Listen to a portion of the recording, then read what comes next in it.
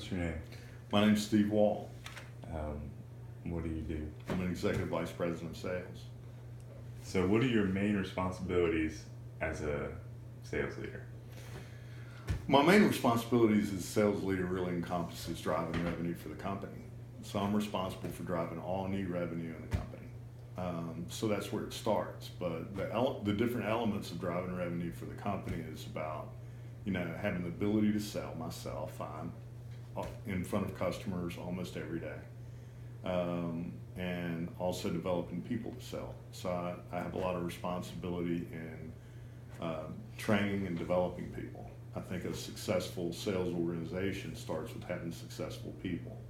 So I see a main part of my job is being able to make them successful, and that is being with them in front of customers and teaching them and guiding them through the sales process. Then the rest of it is about recruiting salespeople is a big part of it. If you get the right people in your sales organization or any organization for that matter, 80% of your job is done. But then you have to give them a methodology and guidelines around their job. And then the last part, I guess, is just managing salespeople. So there's reporting to the company, our numbers, our activity, that kind of stuff, and they have to in turn report financials to the market and all that kind of stuff, so it flows up. I think a big part of it too in managing and reporting and doing all that is just setting up the reporting mechanisms and then the systems that enable them to do their job better. Over my career, technology has developed and advanced more and more, and it makes their job easier, makes them more effective. So putting the right systems in place and teaching them how to use technology in order to enhance their effectiveness is a real important part of my job. Okay. What do you like most about your job? I like working with people. It sounds cliche, I know, but again, we get back to, in order for me to be successful and the organization to be successful, the people in that organization have to be successful. So they have to know how to do their job. And, sales is not a cookie cutter, cut and dried kind of process. You're interacting with customers and clients and prospects from all different walks of life, all levels of intelligence, and they all have a unique need and perspective on life. So you've got all those intangible variables going on, and you have to, as a salesperson, you have to go in there and read all these things and know how to respond to it in order for a successful outcome to be part of it. So it creates a dynamic that is fun and challenging. But it boils down to I like working with the people, I like developing and watching them grow and become better. And then I like interacting with the customers because it's like Forrest Gump says, you never know what you're going to get. So that's the fun part of the job. Yeah. So what's your least favorite part of the job? Well, the least favorite part of the job is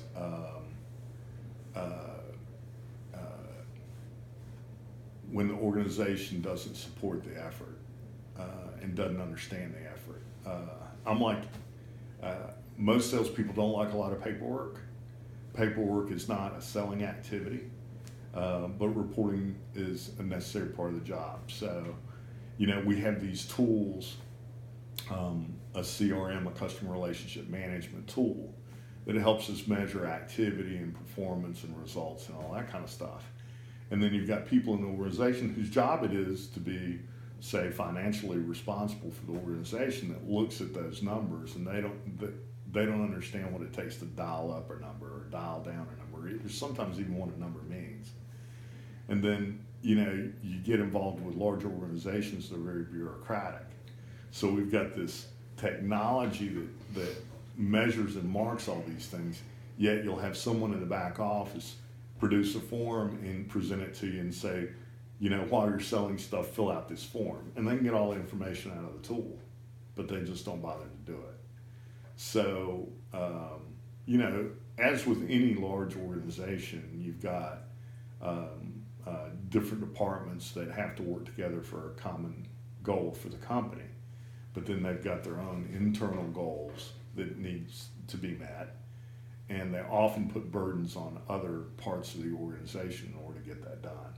And that just becomes cumbersome because they don't understand what I do fully, what the sales organization does fully. I don't really understand what they do fully. And lots of times they're asking me for things that I think there's an easier way to get. So it's just communication and perspectives are, the lack of communication and a different perspective, and they have different goals. And that creates friction points in a company. So, Okay. Don't like that part. Got you. How did you begin your career? I kind of look back to college. My father was a CPA. My grandfather's a CPA, and I'm really good with numbers. So I thought I was going to be a CPA. I took 3 years of bookkeeping in high school, got into college, took accounting 1, accounting 2. So I was like going into my junior year of college where you really have to decide what you're going to do. And I was in tax accounting. And I had a guy that I had an instructor that looked like Colonel Sanders. He had the bolo tie and white shirt and the whole get-up, and he had the white hair and the goatee and black glasses. He looked like Colonel Sanders, and he was my tax accounting teacher. And after about the third day or the third class, he was so far above me in explaining tax accounting to me that I was really frustrated. In the same term, my junior year, I had a really dynamic marketing professor. His name was Chris Puta, and he later became the dean at Georgetown University, and he was an executive vice president for Burger King. Very dynamic guy. And then the other instructor I had for management was an old IBM manager. His name was Dr. Overstreet. And he was, buttoned up, white shirt, red tie, blue suit every day. But they were very dynamic teachers, and I was looking at Colonel Sanders, I was looking at these other guys and said, I don't need this, I know I can sell. So I really made a decision in college that I would sell. And, my first real job out of school was selling. And then I've been in it ever since. A few years after that, because I started out selling wholesale clothes to retail clothing stores, some really big clothing stores, chains like Macy's and Pizzitz and stuff like that. But then I'd always been a gadget person. I like gadgets. I like, I was the first to have a cellular phone installed in my car. I had the first portable cellular phone, the bricks, and all that kind of stuff. So I like technology because it's really dynamic and changed all the time, and it just suited my personality. So my second or third job out of school, I started selling technology, and I've been in there ever since. Very cool. Last question. What are some common career paths in this field, like sales?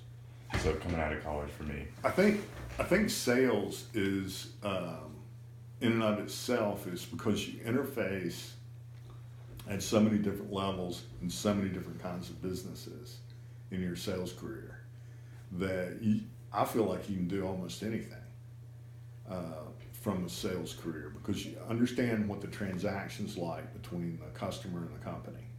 And really that's where the rubber hits the road, right? Is between the customer and the company. So if you understand that perspective and then you get deeper into a company where you understand what it takes to support that transaction, I think you can do a lot of different things in a company. In my career, the cornerstone of my career has always been sales, but I had the opportunity to work on a management team where they believed that you needed a broader education in business. So he allowed me to do things like customer support. The leader of our management team allowed me to do things like customer support. So I ran a customer service center for a couple of years. Also did order fulfillment.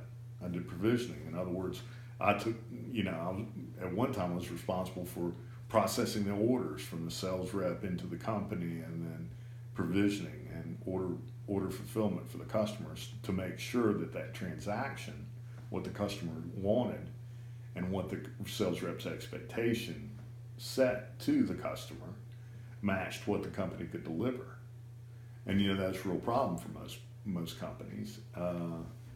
So I was responsible for that whole thing. So it was really different from sales per se. But by understanding the sales process and what it took to sell, I was in a good position to do that, or support accounts after the fact.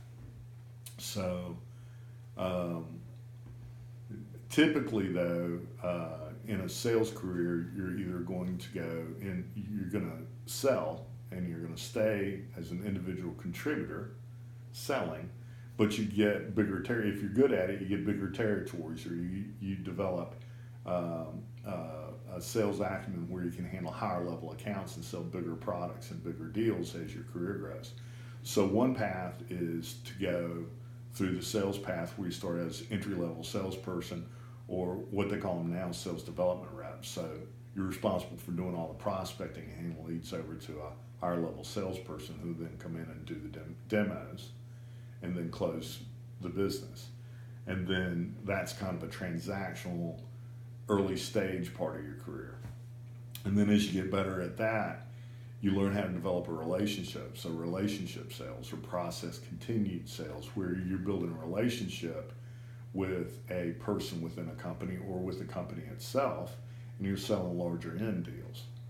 So, you go into middle markets or enterprise level sales, where you're literally selling $1 million deals or hundreds of thousands of dollars, as opposed to a smaller deal that's $100 to $1,000, right?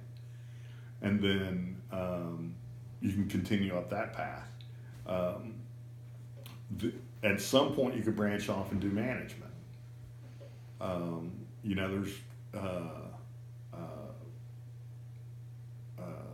lots of products and services sold every day, so that means there's lots of salespeople. And if there's lots of salespeople out there, there needs to be managers and people who will help develop them and manage them, and make sure that they're supported the right way in order to do their job better. So it's really, you can go into higher level sales, or you can go into management. And then I think you've got a lot of other career opportunities, just because when you understand the transaction between the customer and the company, and you're interfacing with a lot of different kinds of companies, you get insight into the business in such a way you can do a lot of different stuff.